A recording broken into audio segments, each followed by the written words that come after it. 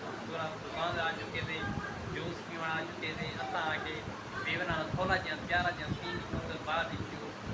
की सुन ये देखो वीवार खूबसूरत दुकान है। अगो वाला फैन चेक करो, कूलर पक्का लगा खड़े। टिकट ही दुकान की बड़ी महंगी है सारे गाँव के इतनी महंगी ये जूस आया पे सारा दोस्त पींदा बैठे ते हाले मैं ना पींदा बैठा ते हाले विलाग बनाता बैठा जूस पीना था। मेरा विलाग कौन पड़े थी मेरा एक काम में मैं विलाग बनाने तो इंटरटेन करने इंशाल्लाह जूस पी के सारा दोस्त आधा गिलास छिक गए ते सारा गिलास पूरा बढ़िया बैठे हाले मैंने पूरी पानी आना बैठे जूस बता मजा की पे गर्मी जूस पी में मैंने आजकल तो विलाग कि लगते पे कमेंट ला लो जाता करो ऐसे पूरी इंटरटेन करना थोड़ी कोशिश करने विलाग की बात करें। वीवर आ चुके थे कुल्फी खावन बिल्कुल ठंडी ते दिल बहार ली कुल्फी तो कांदे साथ बिस्मिल्लाह ते ता हिकल खा गिनू ते ए बई कुल्फी केंदी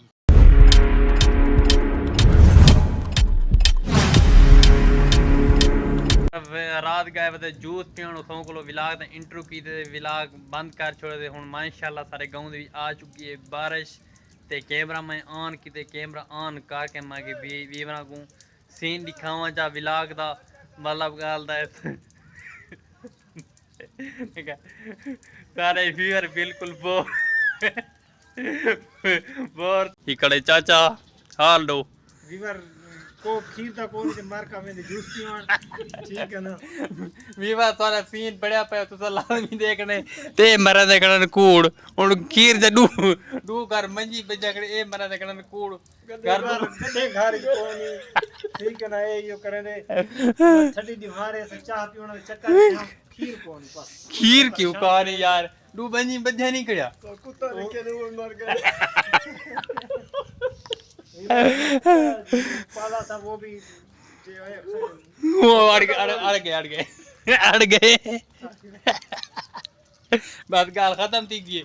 विवाह जुलते थे अगू दी अपडेट देंदे थे कि मौसम बड़ा खड़े जुलते रोड तो खुशहाल तो दिखेंदे थे मतलब खूबसूरत जी जा दिखेंदे थे कि बड़ा खड़े मौसम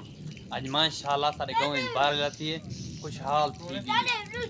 माहौल मतलब है दुनिया खुशहाल वाली है इंशाल्लाह अपने मामू कढ़ाई पे खाने अच्छा ठीक है ना ठीक है हां बस आज अल्लाह हुक्म ना चंगा मजे दा मौसम मेरे दूर में पान गर्मियां दे मौसम में अच्छा ये यक दे बांध खड़न इंसान के सारे खपदे खड़न वो ए जगाली हुसैन को खपदे नहीं से ते बंदी से इंशाल्लाह अल्लाह हुक्म ना सारे शिया दे घर पिट ना कुटेंदे अच्छा बांध खड़न आज है तो मतलब डावी वाली दीवार ना डावी दी दीवार है अल्लाह पाक रंग ला दी इंशाल्लाह अल्लाह अच्छा अच्छा बड़े खुशी से हुन इंशाल्लाह वेने पे नमाज पे अल्लाह हुक्म ना केरी वजह का बोल ये बार माशाल्लाह दिखे ने बारिश आंदी कड़ी इस टाइम कमरे दे बीच खड़े थे माया के बारिश दा मतलब सीन गिना चाहिए इस टाइम घर दी खड़े थे कमरे दी खड़े थे प्यारा जहा सीन गिना जब ला तो अपडेट ना जरे मी खाड़े दी बारों दा मतलब तो माहौल लिखे था सारी वीडियो नाल